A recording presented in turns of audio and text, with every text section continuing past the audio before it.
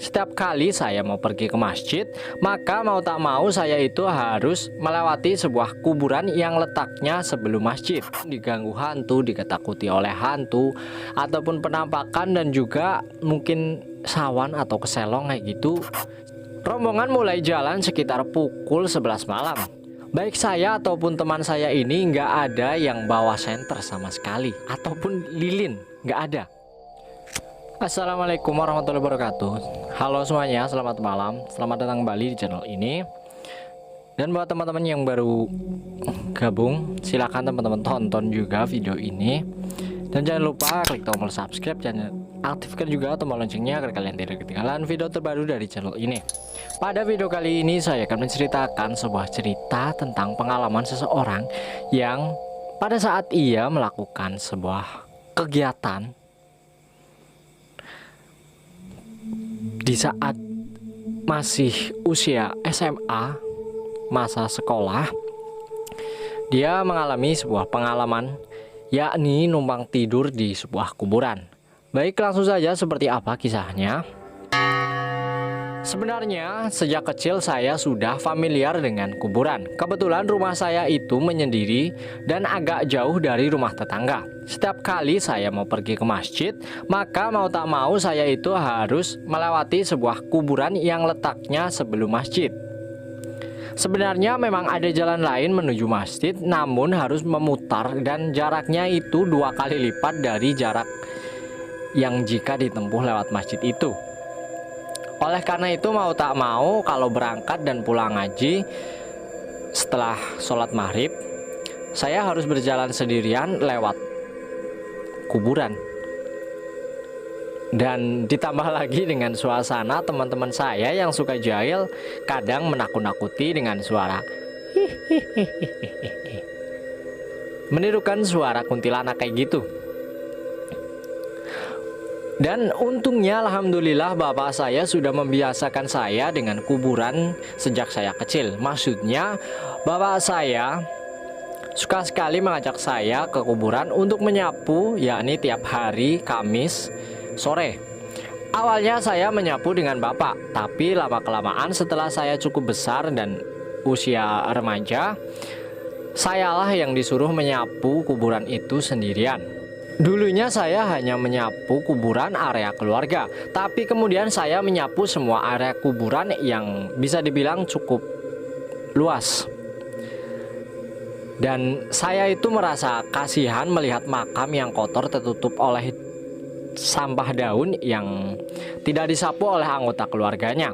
Waktu saya kecil, saya suka mikir, duh kasihan banget sih ini mayat nih kuburan, makamnya nggak pernah disambangi, nggak pernah dikunjungi oleh keluarganya kayak gitu. Dan waktu itu bapak bilang kalau kita punya niat baik maka tidak akan diganggu dalam hidupnya, dalam berkehidupannya yang kebetulan di situ di kuburan. Dan benar saja selama bertahun-tahun saya menyapu kuburan sendirian, saya nggak pernah sekalipun diganggu hantu, diketakuti oleh hantu ataupun penampakan dan juga mungkin sawan atau keselong kayak gitu. Setelah saya pulang kuburan, alhamdulillah nggak pernah. Saya menyapu kuburan itu dengan damai. Kadang saya suka ngomong sendiri dan menyapa nama nisan masing-masing. Kadang juga mereka suka saya ceritain tentang kehidupan anak cucunya yang merupakan tetangga saya.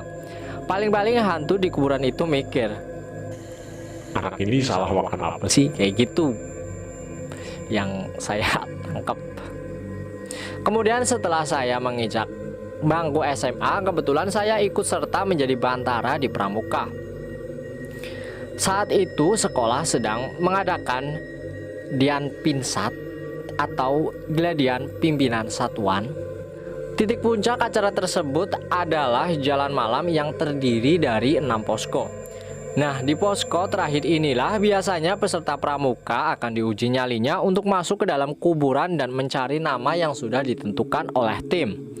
Kemudian tiap posko biasanya diisi oleh 2 bantara, 1 laki-laki dan 1 perempuan. Entah kenapa saat itu semua bantara perempuan kompak, tak ada yang mau jaga posko terakhir. Semua ini dikarenakan kuburan dekat sekolah itu terkenal keramat dan angker. Saat kami beberapa hari yang lalu sudah mensurvei tempat, ada teman saya yang indigo bilang bahwa penghuni di sana itu menolak kehadiran kami. Oleh karenanya, tak ada yang mau di posko kuburan itu. Akhirnya pilihan terakhir adalah menunjuk saya untuk jaga pos di sana. Rombongan mulai jalan sekitar pukul 11 malam. Meski saya ada di pos terakhir, namun saya harus stay di sana. Kalau menurut pengalaman saya yang dulu pernah jadi peserta juga, harusnya mereka sampai di posko terakhir ini sekitar pukul 2 atau jam 3 pagi.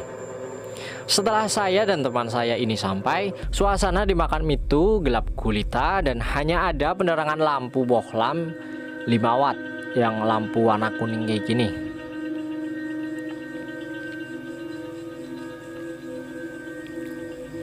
Apesnya lagi, baik saya ataupun teman saya ini nggak ada yang bawa senter sama sekali, ataupun lilin, nggak ada.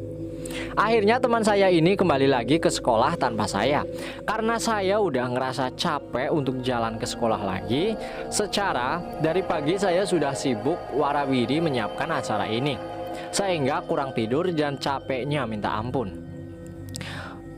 Mending saya sendirian di kuburan ketimbang saya harus jalan kaki lagi ke sekolah. Karena hawanya dingin dan tubuh saya sudah capek, maka secara otomatis saya mengantuk berat. Saya kemudian masuk ke area kuburan dan menemukan sebuah tempat duduk dari semen di pintu gapura kuburan. Saya rebahan di sana. Lumayan kan bisa tidur 3 jam sebelum bertugas lagi, kayak gitu pikir saya. Saya sudah pasrah dan mengantuk berat sehingga saya cuma bilang, "Mbah, saya ngantuk banget dan badan saya capek semua. Mohon maaf ya, saya numpang tidur sebentar. Mohon jangan ganggu saya. Saya juga udah nggak punya tenaga buat lari kalau ditakuti." Lalu saya tertidur pulas sekali, kayak sedang tidur di kamar sendiri. 2 jam kemudian teman saya balik sambil bawa teman dan manggil-manggil nama saya. Ternyata tadi dia, yakni teman saya, sudah datang kemari dan nyari saya, tapi tak melihat saya ada di mana. Karena kebetulan saya itu tidur agak masuk, jadi nggak kelihatan dari luar.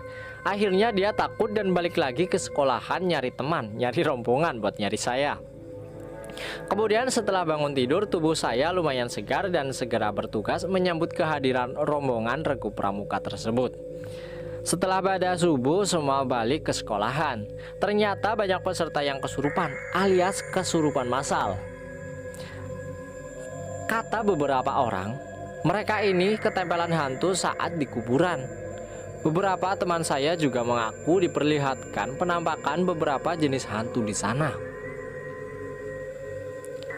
Kemudian berita saya tidur di kuburan pun dengan cepat menyebar ke penjuru sekolah. Namun semua orang pada nggak percaya.